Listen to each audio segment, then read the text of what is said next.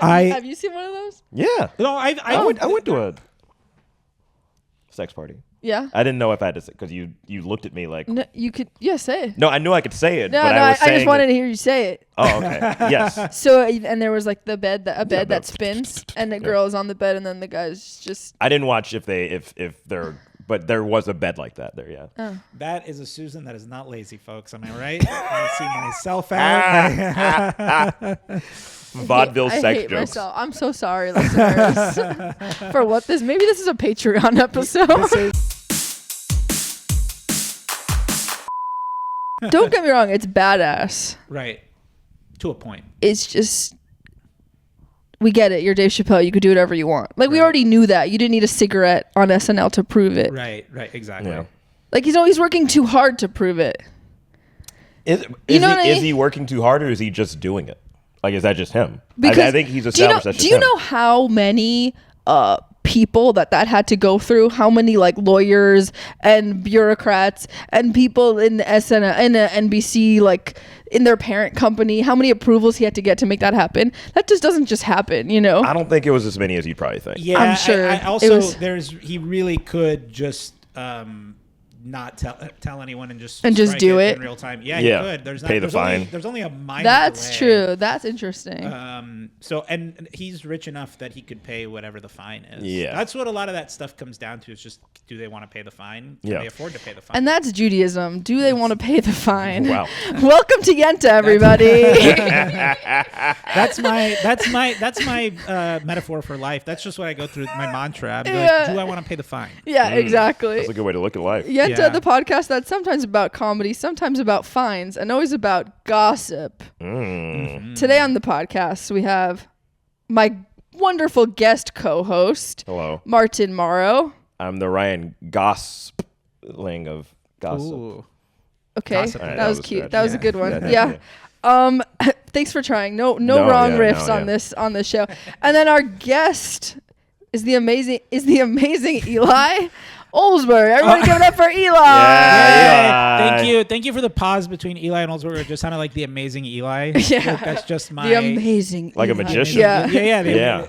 A comedy magician, which I should be at this point, just so I can pay my bills. Because I feel like if you're a comedy magician, it doesn't... no shade to the comedy magicians out there, but I do feel like that if you just do that, you can get hired somewhere. Some corporation's going to pay you to come out, even if it's not if you don't do a great job. They have very consistent work. Yeah, it has to be, because there's not a huge market. There is probably a huge market for it, but for comedy magicians, I think so. Yeah, probably. Steve Somewhere. Martin. But but like I Colleges. feel like in 1980, right, and it's like such a safe bet to get high if you want to make money. You know what I mean? Like if you'll get hired pretty much anywhere, unless the act is like.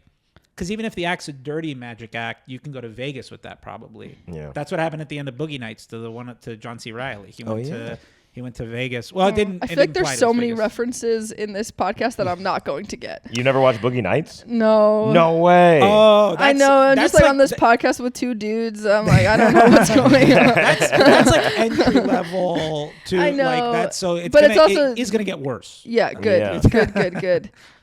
Eli, you're a seasoned comic. Thank you. I think I am. Yeah. Yeah. You legendary. run an amazing show at a sex shop.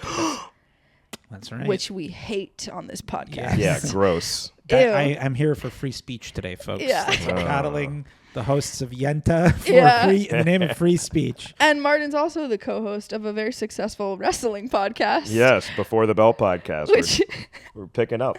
The crossover of our audiences, I'm sure, is huge. Oh yeah, plenty of Yenta files. Yeah. In the, no, we just call them Yentas. Oh okay. Oh, I think Yenta file's pretty good though. Yeah. Yentas, what do you want to be called? Write in. Yeah. Yenta files. Yenta sexuals? Yentaphobes? Well, either way. That would mean you're afraid of the Yenta. Yenta well, I was just about to say I'm going to get Yentified. Yentified. You are. You're going to get Yented so Yentified. hard. You're about to get Yented. Do you have T-shirts yet? No, but actually someone reached out to me on Instagram to like help me do some merch. Merch? Do you sell merch? Our podcast does. Yeah. I have like stickers right now for myself, but I hate carrying stuff. Yeah. Like I don't like suitcases, so. No, but the pod. The pod we have and T-shirts, are you selling hoodies, shit? stickers. Yeah, we're doing well. Wow. How much money are you making? Excuse me? I do think that stuff's good if you like tour or like do live shows. That's where you need to have the Yenta shirts ready because people just want to support. We did one live show in Minneapolis at the JCC. How'd it go? Fine. Okay. That's a very honest answer. Yeah. That could mean anything. It was good. I wouldn't say it was great. Mm-hmm. And we didn't really know what we were doing. You know, it's like a live podcast. What the fuck is that even? Well, how many people were there that knew the pod? I'm curious. Probably not a lot. Did anybody come up afterwards and be like... No, people came up, but no one came up and was like, I'm a huge fan of the pod. No. Because you can, I figured there must be, when you go to do shows in other cities, with podcasts, you really don't, even though they give you metrics, they always give you metrics like, here's how it does in this country. Right. But they rarely narrow it down to states. And that's why you got to get an email list. Yeah, that's right. Oh, that's right. Which we have. Which I did a show. I was just in Austin on Friday. Nice. And a guy came up to me Mothership? afterwards. Oh. No. I was at Angel's Ice House in Spicewood, Texas. It was like 20 minutes outside of Austin. Spicewood, Texas? Yes. What a great name for a city. That's where I got to live. Spicewood, baby. Well, here's what's funny. They got mad at me because the people I was staying with were like, oh, yeah, this area is known as like the swingers place. So you might have some swingers at your show. Then I am absolutely moving to Spicewood because we are hitting this is my wheelhouse. I can't wait to get this. Eli is a kinky person, and I cannot wait to hear everything. So I talk about that on stage. I'm like, yeah, I hear you guys are swingers. Like, no, that's Lakeway. That's like 10 minutes that way. Spicewood doesn't. So Spicewood is the clean place, but Lakeway is where is where all the swingers are.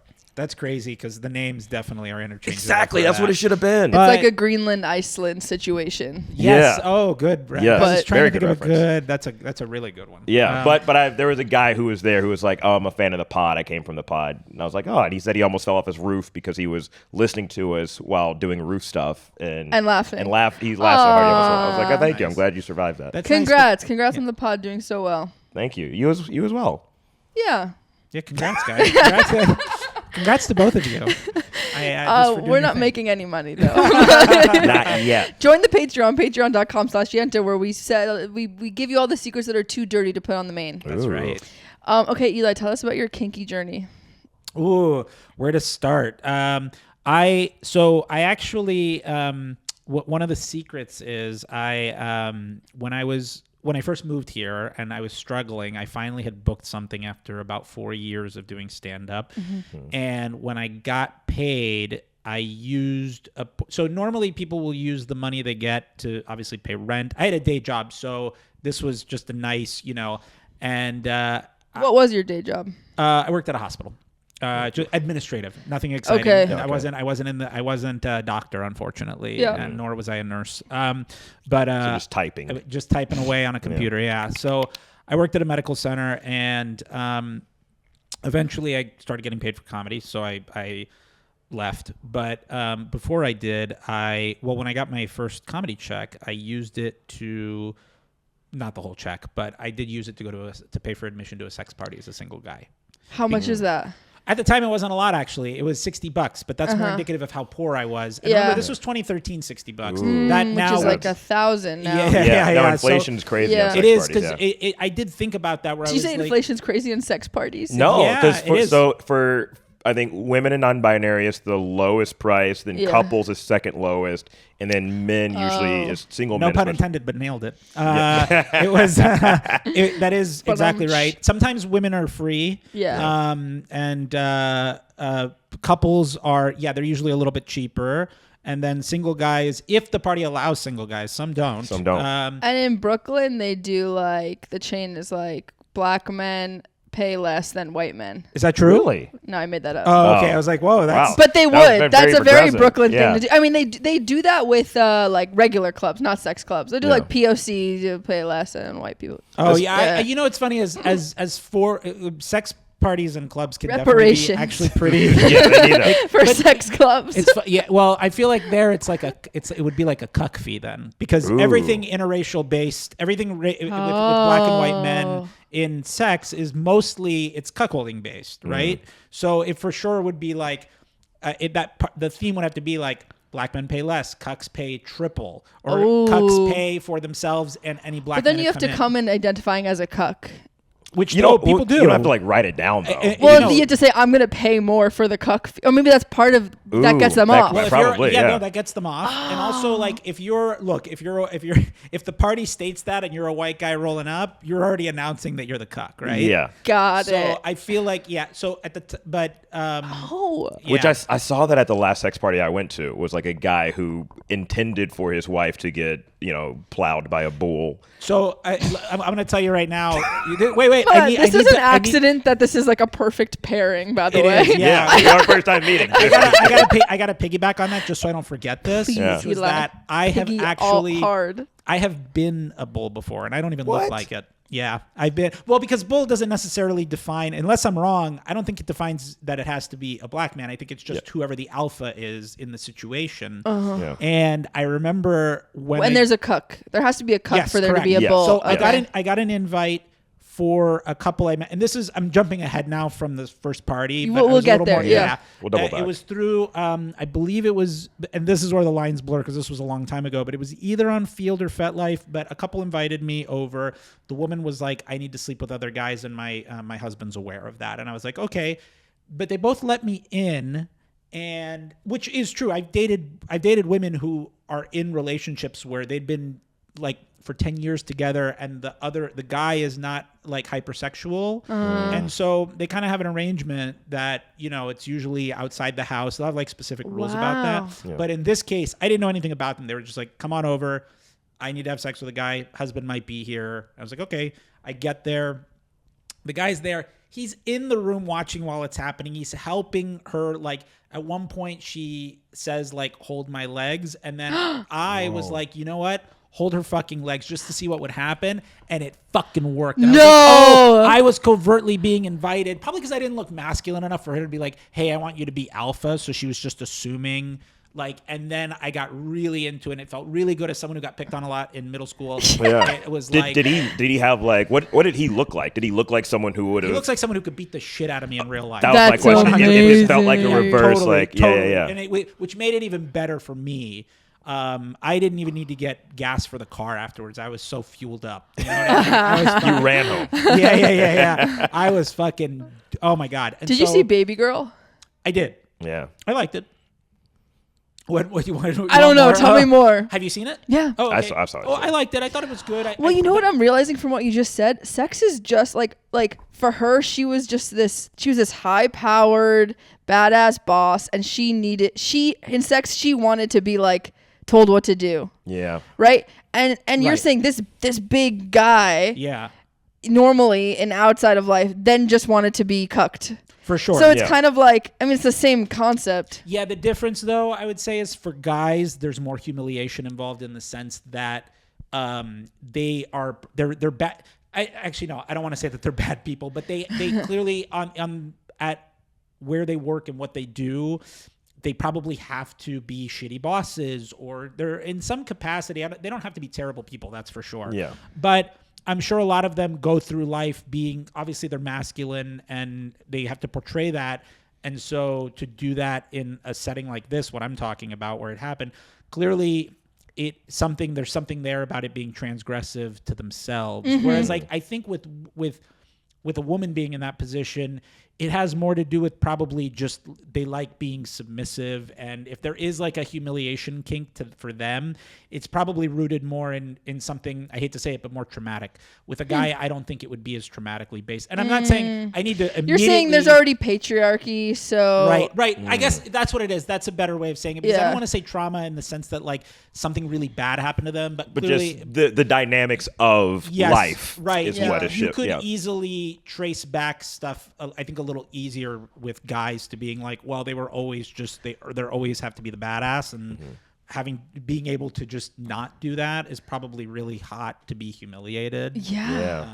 Because I also think that like a lot of those fetishes for guys, they don't come from the same place. I guess I was agreed. Okay, finish your story. I interrupted you. No, that's okay. But I did like Babygirl, by the way. Yes, I liked it. I think that I don't think the movie's doing anything. Like, if you've been around the block, I don't think you're going to find anything new there. Okay, Eli, we get it. I do think that, especially in American society, we're in kind of a lull sexually.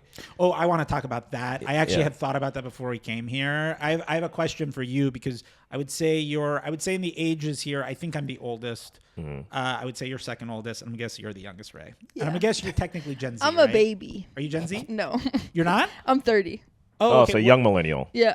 Cusper. Oh, okay. Mm. Yeah, I do want to talk about that at some point, but I do think the movie does do a good job of the thornier aspects of that dynamic. I think a lot of movies... Of the age? Of the age of kind of like everybody being kind of shitty, but also even like not necessarily doing anything wrong, but being kind of shitty about their stuff. You know, like I think the Antonio Banderas character is actually the most interesting one, because he's like a genuinely good, well, he perceives like being a good guy, but the truth is he's also just a rich guy who doesn't really have to do anything. He's been able to kind of live his life pretty, like tending to her needs he's good at it, but I still think there's something clearly there that he's holding back on, or I don't know. I just think the movie does a good job of being really thorny about its subject, and I think a lot of movies engineer that thorniness. Yeah, I think the most, not to spoil the movie, but I feel like the most dynamic... It's been out for a long time. That's true. That's true. The most dynamic part of the film for me wasn't even really all the sex stuff, but when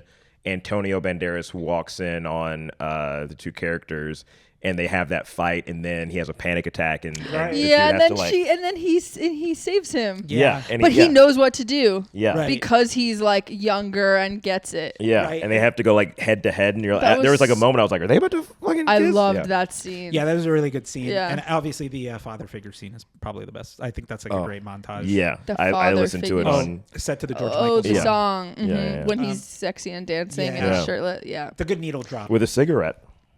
That's right. I hate cigarettes. It's disgusting. I had my crush last night. I had texted her and she was like, it's late, but I want to call my booty.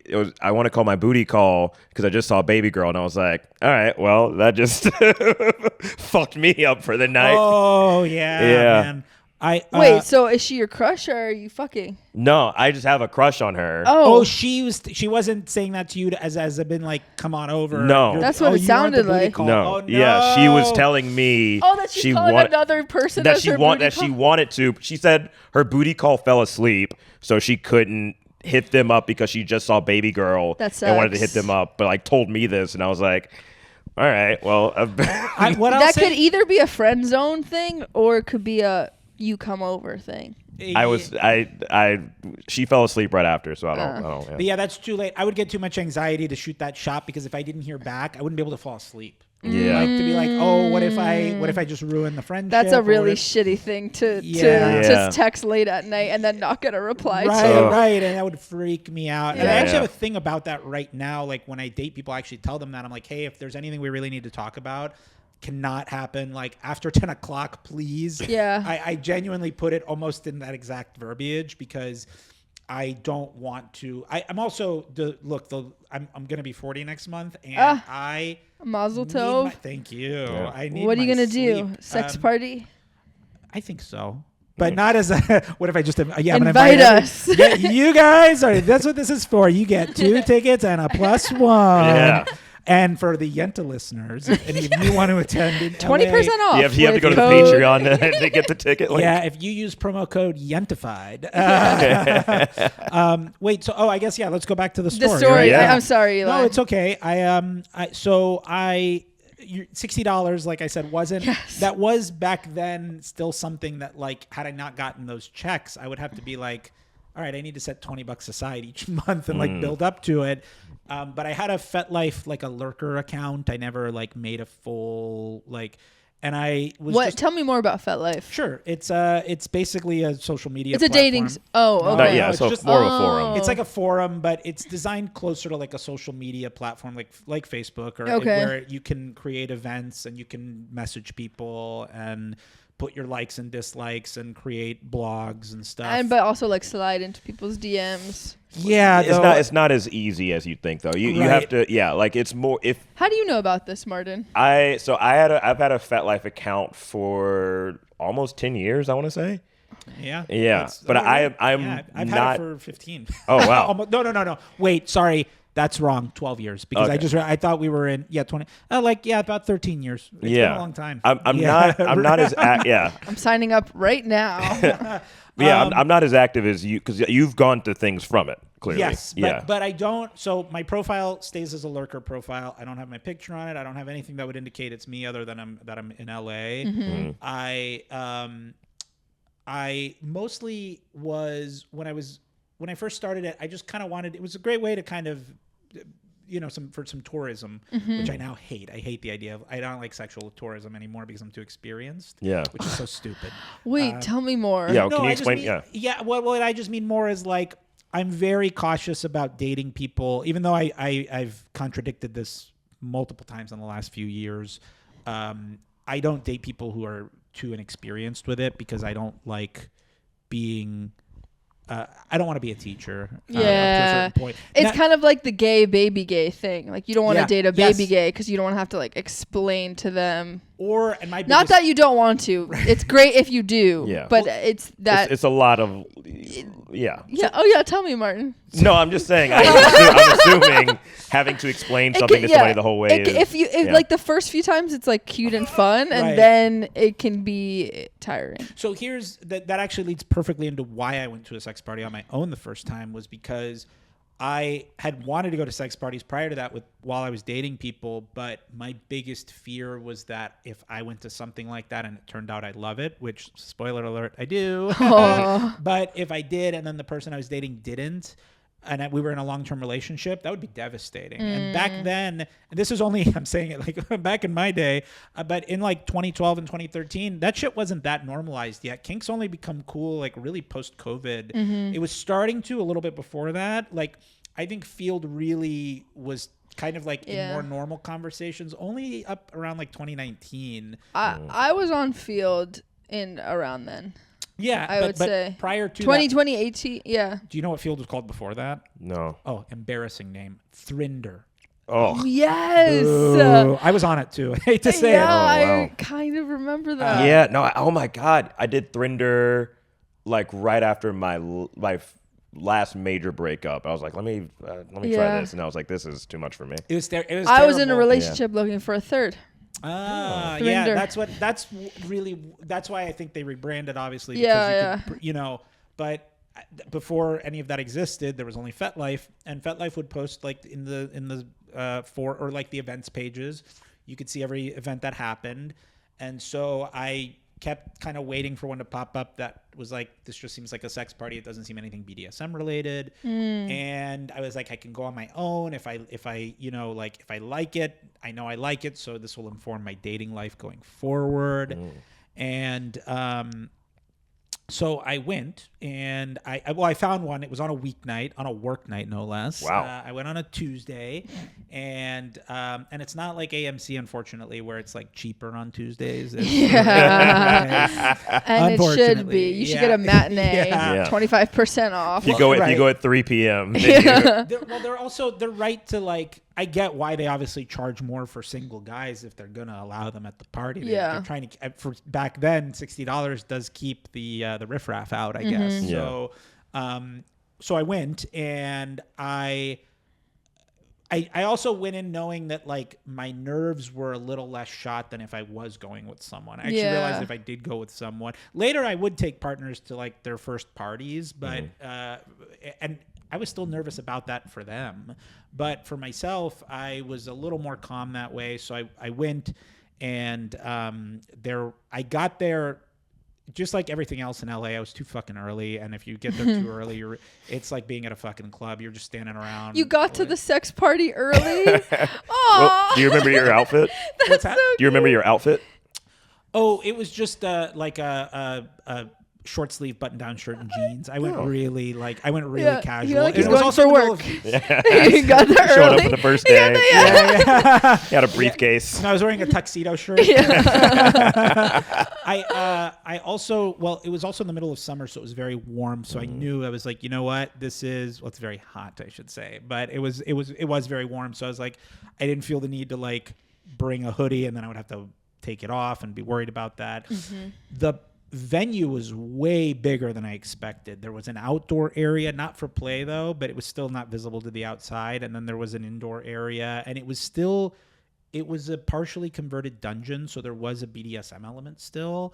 But that night was hosted by people who were hosting a sex party. So I paid, and I went in, and again, I was there too early, so it's just like me and 8 other dudes. That's and like rough. there were 2 couples, but they were kind of, one of them. They were like, we don't want to hang out with these dudes. I mean, depends on the couple. Yeah, I did learn as the night went on. I will say everybody was friendly. There wasn't at any point, it actually felt less weird being there than if I was alone at a real club. It was everybody. Like a Oots nightclub? Yeah, so, okay. Yes, yeah. I mean, I didn't really hang out and talk to anybody at first. I was just, but also they're very strict about phone policies there. So you also can't just scroll. You can't diddle on your phone. Yeah, especially there's like a designated area where you kind of could, but even there it was very, very limited, and there was like a guy keeping an eye on you, and eventually I was actually approached by a couple, and I ended up talking with them for a little bit, and which was a compliment. I was like, oh cool, I guess they think I'm better looking than who. And the rest of the single guy. Alpha about it, yeah. What did they say? Well, to tell you the truth, I don't remember the intro that they had, but I just remember that the guy came up and the girl was like just finishing talking to someone, and I think if I remember correctly, and I may be mixing this up with a different couple from like later on, because I have been going quite a bit since then. But from what I remember, I passed something to them, and then they just asked me, like, it was real small talk. Yeah. But we talked for a little bit, and then we didn't play at first. They kind of just like we eventually, I think another couple came in, and that's when I learned these places have a social scene no different than stand-up comedy. There are people who go to these parties. They're the cool kids, the cliques. And it's not, and they don't. It's hours before they start fucking. Like they're literally just sitting there, clothes on, all talking in a circle, and they're all shitting on each other. Like, that guy sucks. You don't want to get cooked by that guy. Yeah, he's only been around for 2 years and has so much heat. This fucking guy. He's big on the internet, but that's it. That guy does crowd work a lot. Flipping his dick around. Well, one thing I did learn is some parties also, what they explained was that at certain parties there are women who, I don't know what the arrangement is, but clearly if they allow single guys sometimes, they don't want guys to just go there, drop $60 and not get laid. Even though it lists it right there on Fetlife, like, be respectful. They tell you the same thing when you walk in. They're like, always ask. It's very, they're very women driven. That's probably not the I'm sure there's another better word for it. I'm not going to say that it's feminist or, not feminist or progressive. But what I mean by that is, if a woman's uncomfortable in there, that's the last thing they want, because that's the bread and butter of the party, right? So if they're uncomfortable, whatever the problem is, they're out. And I've seen it happen very quickly. Just in the sense that, like, they need to be very comfortable, obviously, if they're going to do something group oriented. And so, like, guys will obviously approach, and you do, like, if you're a woman or a couple that's going there, you're going to have to be comfortable with, there's private rooms that you can go to, but if you don't go to a private room, there's going to be people watching, and that's probably half the fun for whoever's, or all of the fun for whoever's going. And for whoever's fucking. Exactly. Yeah. So I did eventually, a few hours later, I did end up playing in quite a group scenario that I didn't realize was a group scenario until I was in the thick of it. Like, as it started, I thought I was just having an MFM with this couple. And then before means male, female. Yeah, well, he said MF. You're right. Male, female. Two men, one female. But there's a distinction between that with MMF and MFM. No. Oh, yeah. The distinction is... Did you know that? Yeah. No, you didn't. What is it? Yeah, go ahead. The distinction, MMF, is the dudes might play together? Yeah, but one's fully bi... That tends to make it a little easier to discern that. It doesn't necessarily... Sometimes it's semantics, or like a... but typically that's what that means. So if you put MFM, that means it's all about her. And by the way, that night did confirm I preferred that kind of threesome to MFF. I actually did learn. I didn't know if I was good. Really? Oh, absolutely. I think more guys are scared to admit that. Yeah. Because I think it's a lot hotter.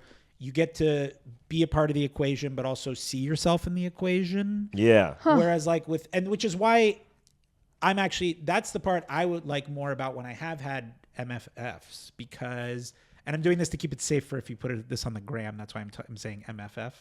Rather than saying it out loud, like I'm trying to. Oh, that's This is a clip. This is You're like MFF. Oh no, I'm loving. Yeah. Okay, good.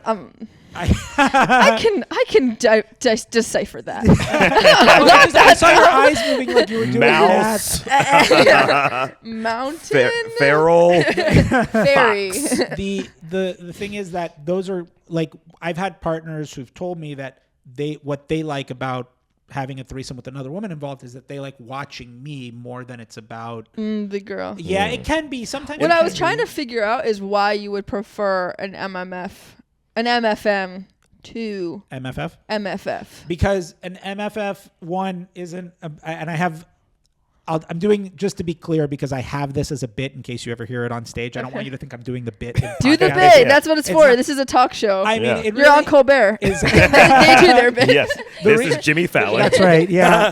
Folks. Yeah. The can setup, and here's the can response. Yeah. Well, I the reason I prefer it is because I just think it's a lot hotter. I think the dynamic is a lot hotter. I like what I was just saying. I prefer being part. Well, I can tell you why I like it both if I'm in the couple part of that equation or if I'm the single guy. Would you consider yourself more of a giver than like, because the first threesome I ever had was MFM, and I think I enjoyed it because she was so into it and like just really loved that both of us were giving her so much attention. So part of it is that is part of it, is that all the attention's on her, but also for me it's like what I'd mentioned, where you kind of get to see what you do while you're not doing it, while you're on the other side, and you know what I mean, like if you're on one side, like another dick, right going in, it's like a mirror exercise. Right, you're seeing someone else fuck and while you're getting a blowjob or whatever, and vice versa, while you're fucking you're seeing someone else get a blowjob. That you know what I mean, it's almost like an omniscient point of view. You get to see yourself through this penis, right? That's not yours. And so it's like the Terminator. So that's sure. As a couple, that's great. It's another reference that I get. It's like a telepathy. It's also like for as a single guy, what I like about it is it's also, without even, this isn't in any kind of form of submission, but it's kind of also nice to just be a piece of meat, quite literally. I like that. I like that I can just be, like academic researchers. I just show up, provide some pleasure, and I get to fucking leave. Yeah, and you're like a plumber. Yes, 100%. Business is booming for my. But is that only if you are penetrating? You giving, or are you giving the pleasure also from the blowjob? Yeah.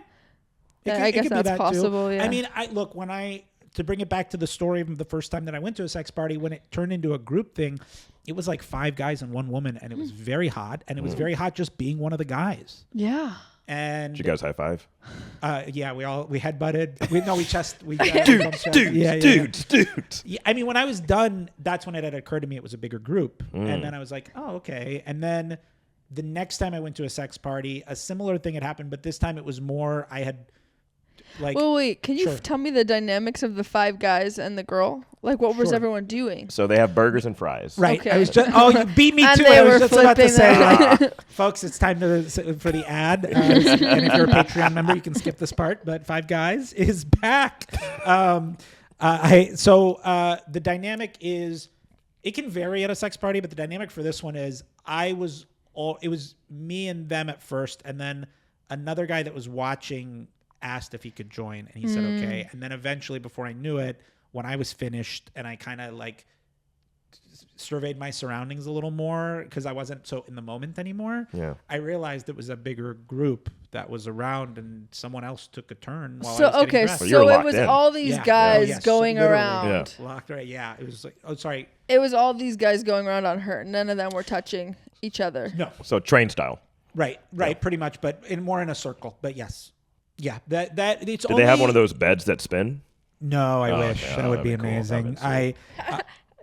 I have you seen one of those? Yeah. No, I went to a sex party. Yeah. I didn't know if I had to say, because you looked at me like. No, you could, say it. No, I knew I could say it. No, but I was just wanted to hear you say it. Oh, okay. Yes. So, and there was like a bed that spins, and the girl is on the bed, and then the guy's just. I didn't watch if they're. But there was a bed like that there, yeah. Oh. That is a Susan that is not lazy, folks. Am I right? I see myself out.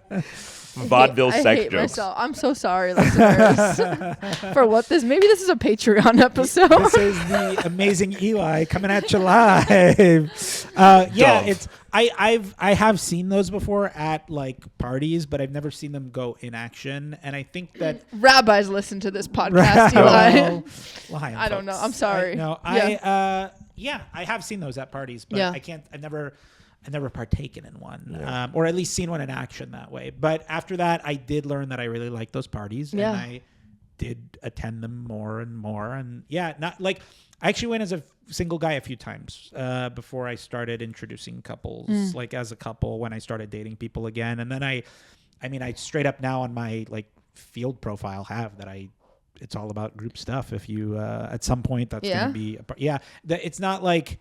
It depends on the match and what they're looking for, but yeah. So how do you broach that subject with someone you're partnered with? Well, like, hey, what are you doing Friday night? It's it's weird. I have to think about pre-COVID and post-COVID because that is how like we all took about a year off in LA because it was a little weird dating, and I was quite frankly scared of sex parties for like 2 years. Just I was like, I don't want to. This is how I get COVID. I don't want to have that association. But if you're gonna get COVID, that is a good way to get it. That's true. In retrospect, that is. I should have looked at it that way. Die slinging. You know what I mean? Yeah. I don't know what that is. Let's just enjoy the moment. It's I do like that you're wearing a hat that says Plant Daddy, and you're like, I don't know what any of that means. It was on purpose. Okay. Really, I didn't know. I thought this was the episode we talk about church. So what was your question? Oh, how do I broach the subject? Yeah. Well, and that's for you next. Oh, good. To answer for post-COVID, it's in my profiles. Like, and also I talk about this stuff. But what about in person? If you meet someone at the parties, well, if I meet someone at the parties, that's a little different, right? Because they all know. But would you even date someone that wasn't already? Like, I don't think so. In this world, like I mentioned this earlier that like I keep saying no, but I guess I have dated people who like wanted to get into that world, and I needed a guide. I luckily a few times. So far, I haven't struck out on that too much. Like it actually has worked out. But there was actually someone I had dated for a little while, or I should say went on a few dates with. It turned out we had gone to like some of the same play parties. Oh. I don't know if we had been there at the same time, but when I was naming the venues and the places I'd been to, they knew them right down to the letter, the exact same things I would like talk about that were weird about the place. And the guy with the mask. Yeah. Wait, has this person been to your shows? No. Okay. But I do know that, like, and I also make it a point. It's funny that the thing I'm more skittish about than anything else is if someone dates me, it's a long time until I bring them to a show. Right. But a lot of that has to do with more. I will say in the last few years, a lot of that has more to do with because there's comics even still now in 2025 that I barely have seen since COVID that I'm just usually catching up with people. And so I don't want to have to worry about this other person in the room and like tending to them. Yeah. So that's actually what a lot of it. And then the other part of it is I produce some shows, and if I'm in producer mode, I really don't want that person seeing me that way. I get a little self-conscious about it, or that I have to worry about it. Thankfully, it hasn't really been an issue lately. But as far as like, and I don't date other, like as of right, I'm always happy to eat my words, but I don't really date anybody in comedy anymore. I haven't in a very long time for this reason. I just I don't need it. Like I have enough. So it's weird, and I don't know. I feel like that's an early comics game, and like once you've done it a few years, you know not to do that. Yeah. But some people disagree with that, so we'll leave it. I just don't think comics are attractive. Well, I know to me. Wow. Except you guys, obviously. Play party after this? Right. Yeah, let's roll. There's one on the 25th that I found out. 25th. All right, noted. Where? Well, I'll tell you. Yenta listeners, let's all I've been intentionally vague about some of the things that I bought. Yeah. Mostly out of just because people online are fucking weird. I've had people message me weird shit about like thankfully none of them. But that could be a fun way to meet partners. No. I don't think so. Okay. I think well, it's the guest last week told us that he met his girlfriend on the internet. That's different. Through a DM. Different, but not that different. No, if he said weird, someone messaged weird things to him. Well, no, when you start talking about the stuff that you're talking about, well, I should also, what did they say? Hold on. Yeah. Well, I will get into that. Well, I know I just had people being like, hey, we should go to a sex party together. I'm like, I don't know you, and this is a little weird. But I've had like... You're gonna get so many of those after this. Fine with me. Hit me up at the amazing Eli at yenta.edu. I don't know why. I don't know why I picked that. This is a college. Yenta U. Yenta U. This is today. This is Yenta U. A lot of educational stuff. Mm-hmm. You learned about Terminator. You learned about versus MFM. Yeah, that's right. I feel like. Wait, what was your question? Wait, I'm sorry, because I'm like going a mile a minute here. I love it. So you really are a professor. Yeah. I do have to like. I feel like just for even more context, way before, one of the first things I did in comedy is I used to host a podcast with another comic where we interviewed performers in the adult industry with other comedians, and that was way before any of this stuff. I think Fetlife was even in its like infancy at this point, but. I really got to learn when we would have live events or we had performers come. Most of them were pretty cool, but we did have people even in that like fans of the show who were clearly fans of the performers, or they would tell us like who to book, which is fine, but even they would get weird about it sometimes. And that kind of informed how on guard I got for everything after that. So, but yes, it's been a lifestyle brand essentially, or like a lifelong career branding essentially. Though I didn't start talking about that stuff on stage, like going to sex parties and stuff like that, until probably like 6 or 7 years into doing stand-up, because I felt at that point I was good enough at comedy that I could try to tackle that stuff and more like. Do you think it's made it difficult in any manner? Like you can't do like dry bar? Absolutely. Yeah. For that reason. Yeah. I have stuff that's not related to that because I want to make sure that that's just not all I'm talking about, because even I get sick of talking about it on stage. So I have material I could default to.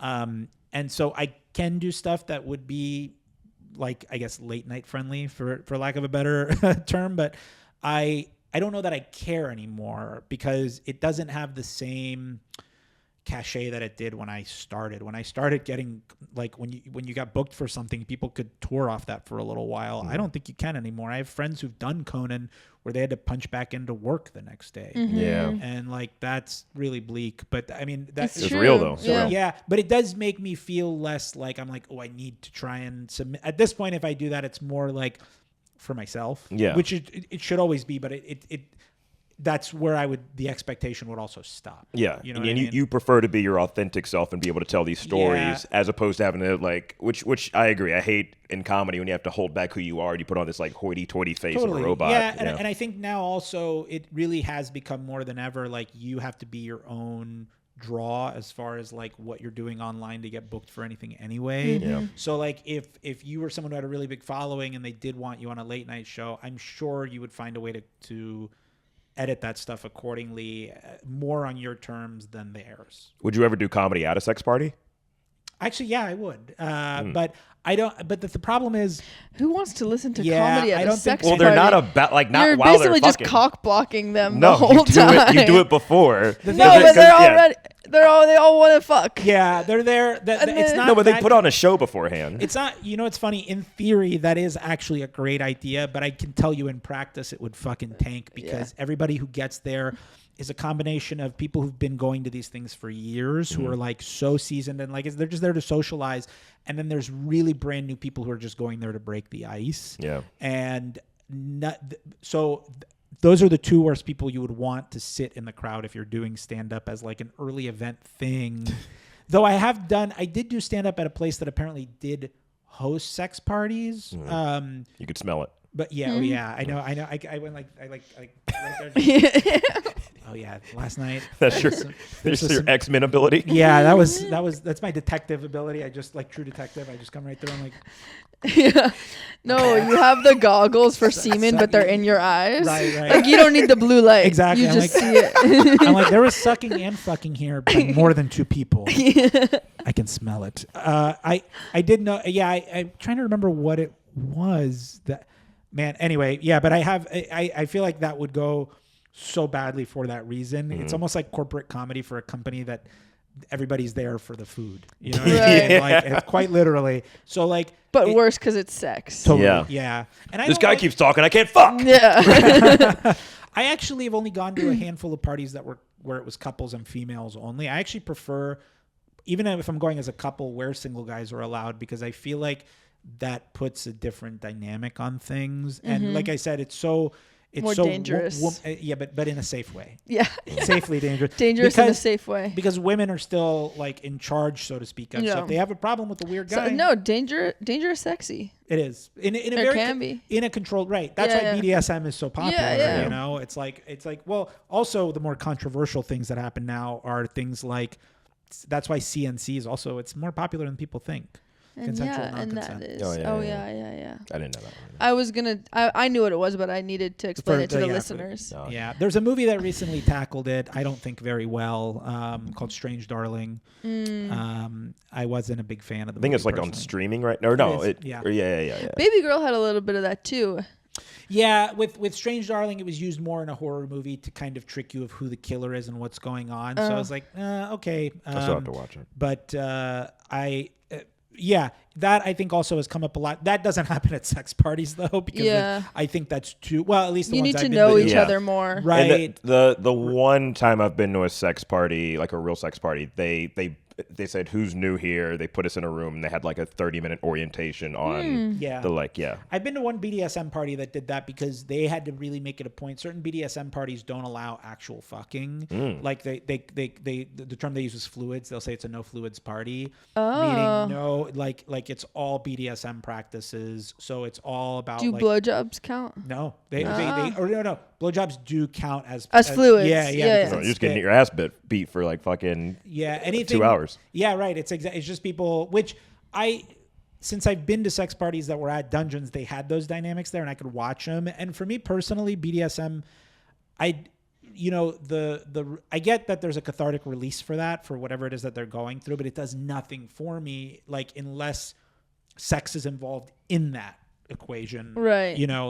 So I get why people would want to go to a specific party where it's just being tied up and flogged or whatever, and then you not go have to worry about home. And you're just edging yourself for hours, and then you go home and you fuck. Well, it's a different type of release too. Yeah, that's a totally different type of release, because it's usually obviously you're dealing with more of like a psychodynamic thing that's in your brain that's being. It's the chemicals are still in the same building but a different part of the office. You know what I mean? Totally. Yeah. That's kind of where I see that. And what's your journey into sex parties? So I was celibate for like 2 years. That's brave. Yeah. Intentionally? Intentionally, yeah. Oh. Celibate for 2 years. Also like didn't masturbate for like almost a year. That's not incel, by the way. So you're gonna, because incels. No, I know. Yeah. You said you didn't. I was trying to make a bad for joke. Almost a year, but I got sick, and my doctor was like, what's going on? And I was like, well, I haven't masturbated. Like, you're backed up. So was it like for Christian reasons? Sort of. I'm very interested in this. Yeah. Okay. So I'll give the whole story. So I went through a very bad breakup. Yes. And I think I put a lot of shame and guilt on myself as a result. And I was like, oh, maybe I'm a sex addict. I'll start going to like Sexaholics Anonymous.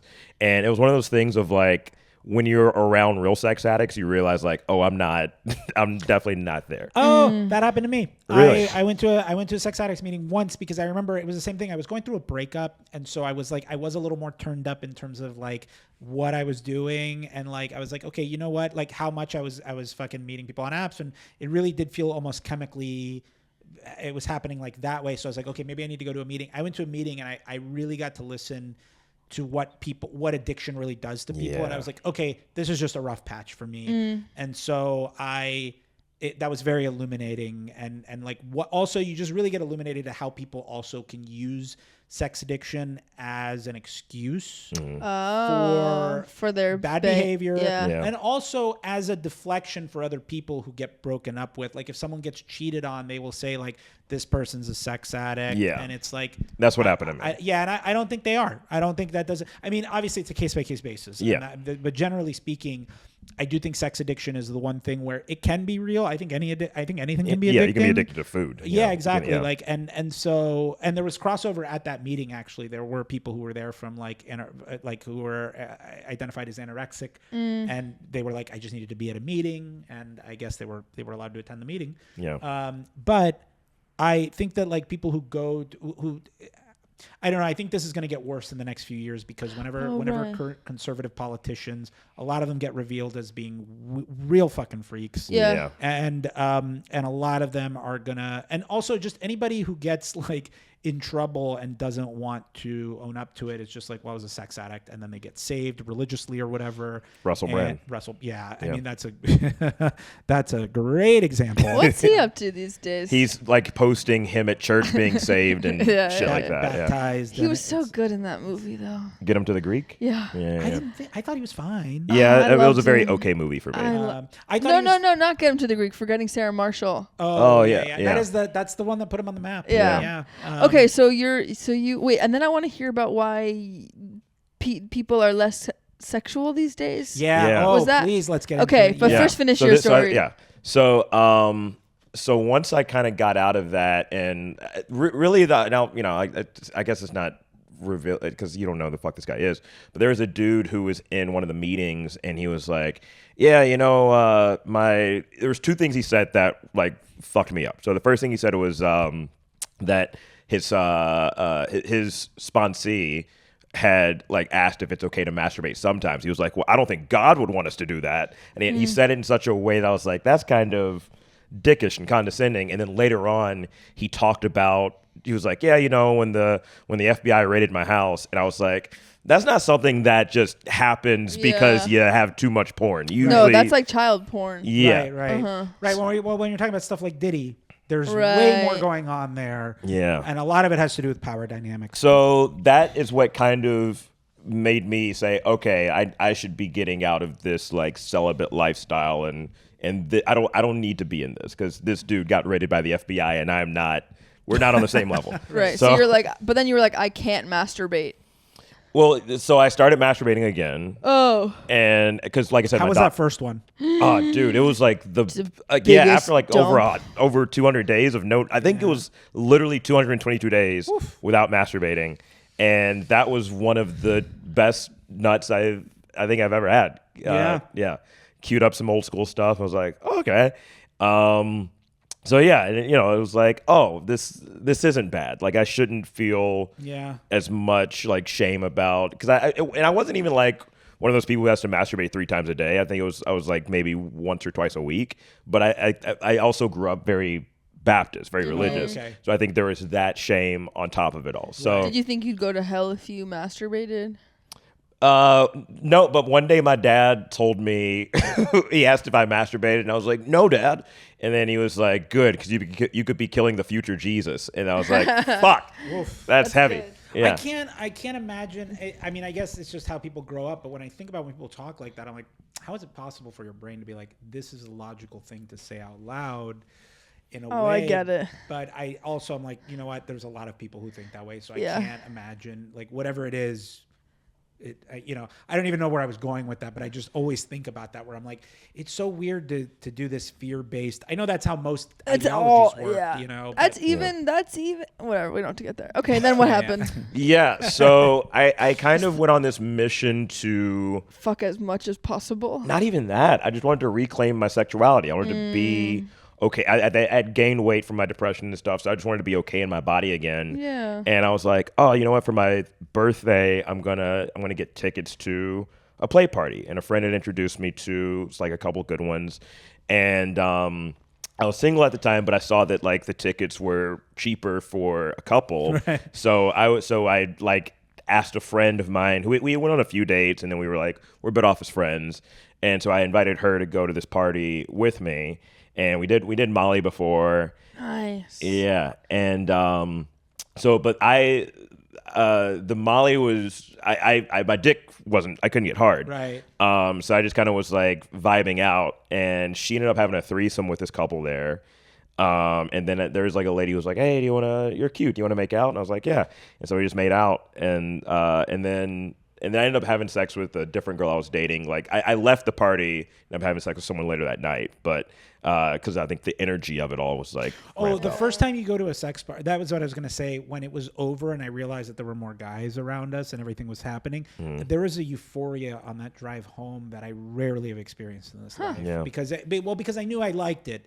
So when you discover something like that, like the first time you do stand up, right? So I do remember when my first set actually went well for what it was. Yeah, it was like, oh yeah, I need to do this again. And I had one of the worst sets right after. My second set was god awful. No, my first set went terribly, but I was like, oh my god, this is amazing. Mine was at UCB Franklin when they I don't know if they have a mic anymore, but when I first started, there was a mic on a Sunday at 11. It was jam packed, and they only picked 10 names, and I was the 10th name drawn. So I went up last, and I was just I remember looking at the material a few years later. I was like, I'm like, you know what? Good for you, Eli, because it went well enough. And then the next day, I went to the Haha Cafe in North Hollywood. Oh, wow. Yeah. And I know there were that. 3 people there, and I fucking ate it to the point that I didn't even see the light, and they had to walk me off stage. Oh. It was a real shot chaser. I think it's better to start there in an empty room, of course, than to start at UCB in like a packed room. I think the combination was actually perfect. Yeah, you because got both. if I'm sure I would have, if it didn't go well the first time, I obviously would have been chasing for laughs more and more. Yeah. But I do think there was something to that dynamic of having it go so fucking well in kind of like almost ideal first time conditions where you're practically like being coddled. And the second time that was so fucking relentlessly bad that you really can't. Those are basically 2 ends of the equation that you really. I've only had a few sets that were worse than that, actually. Where to the point where I have like bad memories of them. There's only like 3 or 4 I can think of, and so like I think that was but yeah, I think that. And what about sex experiences? What do you mean? I don't know. I was trying to transition back to that's what I was. Oh, okay. Good. Yeah, I'll add a transition. I was trying to keep up to. You're a professional podcaster. The same thing is for me was that first time after going to a sex party, it went so well, and I don't know. There was just this. Just really flying high in a way that like it took me hours to fall asleep. I was exhausted the next day, but I still was like had this weird grin internally about it, and like. And I waited a little while to going to the next party because I wanted that feeling to last for a little bit. Yeah.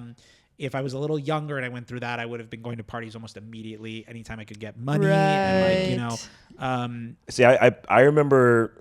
Well, I remember it was like a little over a year ago, but like I picked out I bought a like new specific fit for it, and I think my expectations of what was going to happen that didn't happen, but I still enjoyed just the atmosphere and just being able to feel like, oh, there are so many different bodies and so many different people, and like it was like literally we left to go do Molly and then came back and people were just fucking, and I was like, what? It felt like if you're at a Halloween party and everyone had no costume on, and then if you walked outside to smoke weed and came back, everyone was dressed as like fucking Batman. I was like, what? Right. Yeah. It's and it's also like because there's different, especially because of LA. It's it's what I learned when I started touring for stand up and started looking for parties and being on field and stuff outside of LA. It's even more fun. In LA, it's kind of a bit of a hindrance because too many people are worried about anonymity here and the fact that they're not anonymous. And that they're well known. Right. So I don't know I'm sure rich people have sex parties, but even those have to be in a very modified way because you are bringing strangers into your house, or you have to, you know what I mean? Like they probably vet everyone. Yeah, they do. Like background checks. Yeah. There has to be something. Yeah, NDAs. Totally. And so like and that really can take the fun out of it. Yeah. And I think that like what I also like about it is that you don't have to become friends with these people. You can all have fun in a very safe space, but also in like you said, in a slightly dangerous way. Everyone plays safe, obviously, at their own discretion. But sexy dangerous, consensually dangerous. Yeah. Right. And so and then you go home and you don't ever have to see these people again if you don't want to, and you still have that experience. and you can do that again over and over. And I think that's great. I actually, I get why people go there to socialize, but for me, I have very minimal interest. Like I'll talk to people and stuff because I just enjoy talking to people, but I don't get too far into it because then I'm like, I don't know. To me, that's the fun of it. But when I'm in other cities, the few times I've played at other like parties, they've been like you just walk in and everybody's just everybody who's there, nobody's like, oh, what if I see like someone I know? Yeah, is that Stallone? Right. Yeah. Yeah. Like, what's going on here? And like, I know they have parties here that cost like a fucking fortune. There's one where you have to pay a $10,000 fee and you might be selected. What? To yeah. I never even. I just know there's per party. Yeah, no, it's per a 10, year. 10,000 per year, and then I think it's like 1,000 or something per party. But there's no guarantee you will actually get to go. And also, everyone here is so like grossly hot that I feel like it makes it even harder when you're there. Yeah. I know we're all like at the top level of hotness of LA, but just everyone's gonna be coming up to us the whole time, and that's like exhausting. It's too much. You know. I mean, imagine a celebrity coming up to you at the party, being like, "Hey, you're so hot. Relax." Well, I know there's a few that are a little more like, and these are the ones that I never made it a point to even attend on a curiosity level, but there are some parties that like where it's like it's the eyes wide shut thing where you don't wear a full mask, but you have like a thing over the eyes, and I don't like that shit. Right. That does nothing for me. So like because to me that sounds like an art show. That doesn't sound like sex. That sounds like you're trying, and I don't know. I don't think something so passionate, and again, more power to you if that does work, but I don't think that kind of anonymity works for me. So it's more about like you can see what the person looks like, but you're not going to know much about that person outside of whatever information they're volunteering there, right? Yeah. And then you're done and you go. Eli, do you want to do a quick Patreon bonus episode? Sure. Okay. Is that where we'll discuss why society is sexless now? Yes, society is sexless. Great. And we're all doomed. Great. And to learn more about that, go to patreon.com/Yenta. Do you want to plug anything for the mains? Yeah. Do you have a lot of local listeners, or are they LA based? Well, sure. If you're LA based, if you say so. I have. If you want there to be, yeah. Yeah, sure. Okay. Well, local. If you're ready, if you want to get Yentified IRL. Sexy. I host several shows. One is at the Pleasure Chest in West Hollywood. It's a monthly stand-up show in a sex shop. As I mentioned, the brand is strong. And great show. I've done it. Yeah, Ray did the anniversary show last year. That was sponsored by Amazing Field. Crowd. Yeah, yes. It was a great crowd. Congrats. Really, really fun. And I also host a monthly stand-up show right across the parking lot at the new restaurant that the Pleasure Chest opened called Irie. It is called, the show at the Pleasure Chest is called Performance Anxiety, and the show at Irie is called Adult Entertainment, a comedy show, and it's monthly as well. And you can, it's a cannabis lounge / restaurant. And my favorite thing I want to promote there is I have a monthly movie night that shows the softcore cuts of Golden Age pornos. And and you can, and they're free to attend, and you can smoke and eat or just smoke or neither. You can just get a drink. And so far it's been great. I've shown about 6 movies, and they've all been super fun. Yeah. The next one, when does this come out? 2 weeks. So just in time, on February 12th, the Valentine's Day edition will be Dracula Sucks. Sexy. Which is a late 70s golden age adult tale. If you thought Nosferatu needed to be a little sexier, what folks, a plug. This is it. Is Dracula the one doing the sucking in this? Well, in a way, spoilers. yes, on the necks, okay. But but there's more. There's more sucking, and it's the softcore cuts because you're going to be eating dinner. We don't need to. They back then they used to actually make softcore cuts of these movies because Gotta win an Oscar. Right. Yeah, they wanted to play in certain markets, and so they had to make like an R-rated cut for these for certain like video markets, and also just for like depending on the theater that was playing it.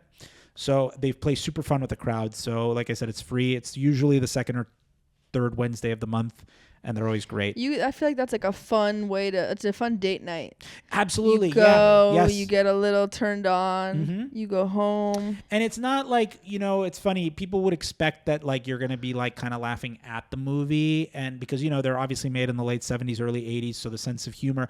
But I think people are actually laughing in a more collective way when they watch it. It's not like fun bad. It's like it's because I also think that's a very I really don't think that's a good way to watch a movie personally, but like it's it just has this type of collective feeling when you're watching it with a group. Last month in December we played a movie called The Opening of Misty Beethoven, which was an adaptation of Pygmalion. I don't know, are you familiar with that? Oh, you might know it. It was adapted several times as most famously My Fair Lady. Oh yes. And more famously, She's All That. Yeah. Right. And I played the She's All That trailer before the movie started. That's funny. But yeah, it was considered like one of the biggest adult films of the 70s and considered one of the best ones because it had they have plots, they're shot on film.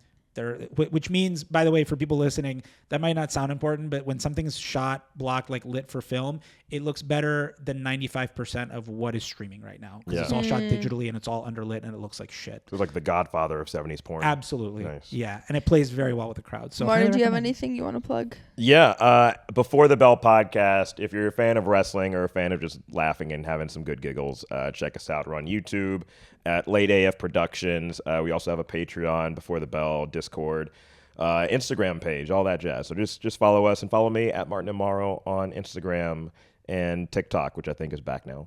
Yes, it is back. Oh yeah, and I'm at Eli Olsberg on everything. Okay. Same, just across the board. All right.